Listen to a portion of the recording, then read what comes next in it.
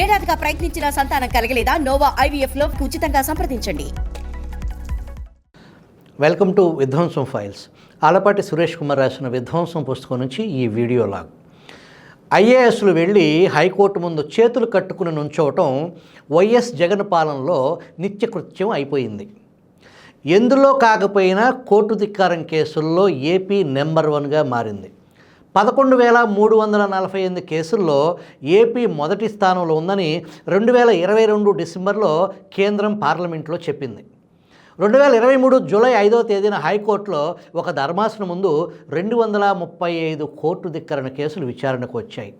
Court ముందు హాజరు కావాలని ఆదేశిస్తే తప్ప పనులు చేయరా అని న్యాయమూర్తులు పలుసార్లు అసహనం వ్యక్తం చేశారు.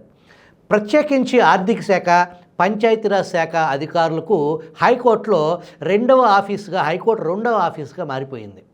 వారు కోర్టుకు నిత్యం అతిథులుగా మారారన్న హైకోర్టు వ్యంగ్యాస్త్రం కూడా ఆశించిన ఫలితాన్ని ఇవ్వలేదు.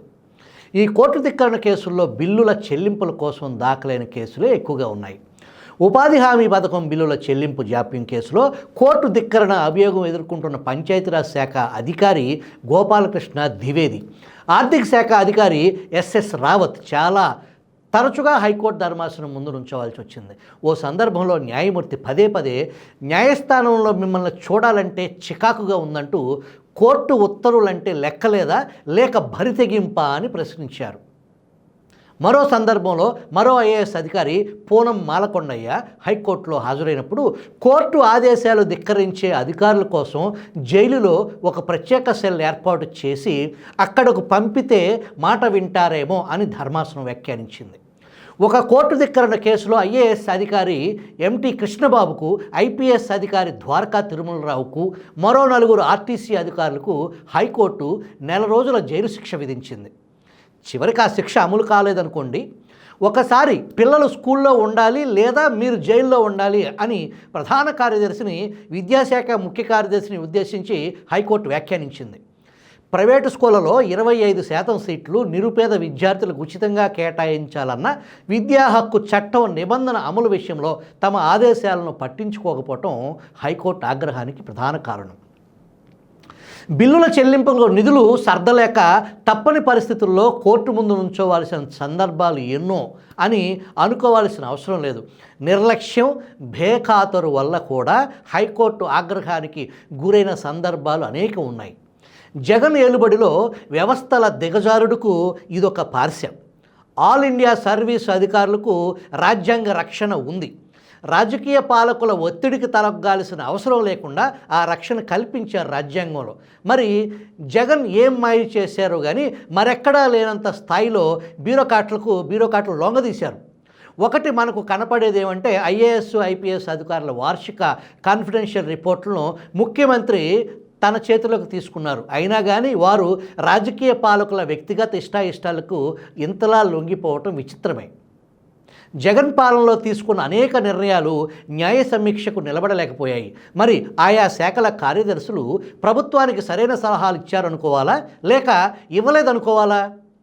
తప్పనిసరి ఇంగ్లీష్ మీడియం ప్రభుత్వ కార్యాలయాలకు వైసీపీ రంగులు, రాష్ట్ర ఎన్నికల కమిషన్గా నిమ్మగడ్డ రమేష్ కుమార్ తొలగింపు వంటి నిర్ణయాలను సాగదీసిన తీరు చూస్తే IASలు రూల్ పొజిషన్ పక్షాన నిలబడ్డారని అనుకోలేం. ఈ వ్యవస్థ దిగజారుల్లో మరీ ఆందోళన కలిగించే అంశం ఏంటంటే IASలు ఎముకలు మెడలో వేసుకోవటం.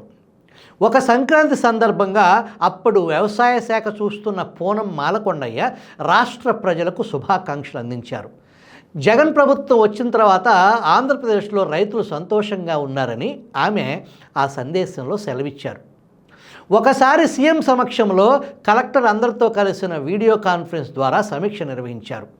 పాల ఉత్పత్తిలో ఏపీ దేశంలో 4వ స్థానంలో ఉందని, పాడి రైతులకు లభించే ధర విషయంలో మాత్రం అట్టడుగున ఉందని పూనం ఒకసారి అన్నారట. ఎందుకలా అని ముఖ్యమంత్రి ఆమెను అడిగారట. ఆ సంగతిని వీడియో కాన్ఫరెన్స్లో ప్రస్తావిస్తూ, మేం ఏం చెప్పగలం, గత ప్రభుత్వ హయాంలో పాలకుల నిర్లక్ష్యంతో నిర్వీర్యమైన పాడి సంఘాలు, చిన్నాభిన్నమైన పాడి రైతుల బతుకులు అంటూ ఆమె మాట్లాడారు. గతంలో ఎప్పుడైనా IASలు ఇలా రాజకీయాలు మాట్లాడటం విన్నామా? ఈ ధోరణి ఒక్క పూనంకే పరిమితం కాదు. చాలామంది ఐఏఎస్లు ఇలాగే రాజకీయ నాయకుల్లాగా మారిపోయారు. ఎంతటి ప్రలోభాలు కూడా ఈ దిగజారును సమర్థించలేవు. ఈ ఖ్యాతి మనం జగన్కే ఇవ్వాలి. రాజకీయాలకు అతీతంగా పనిచేయాల్సిన ఆల్ ఇండియా సర్వీస్ అధికారులు ఇంత బరి తెగించడం మొదలైతే పరిపాలన ఏ గంగలో కలవాలి? రేపు ప్రభుత్వం మారితే అప్పటి రాజకీయ అధికారులు ఎలా ప్రవర్తిస్తారు? వచ్చిన పాలకులు వీరిని ఎలా చూస్తారు? పరస్పరం నమ్మికతో కూడిన పని వాతావరణం సాధ్యమేనా? ఈ ప్రశ్నలకు జవాబులు ఊహించడం కష్టమేమీ కాదు. మంచి పాలన అందించాలన్న తలంపు ఉన్న రాజకీయ పాలకులకు కూడా అది అంత తేలికైన పని కాకుండా పోతుంది. ప్రజలకు అందించాల్సిన సేవలు అందించడమే పాలన కాబట్టి చివరికి నష్టపోయేది ప్రజలే.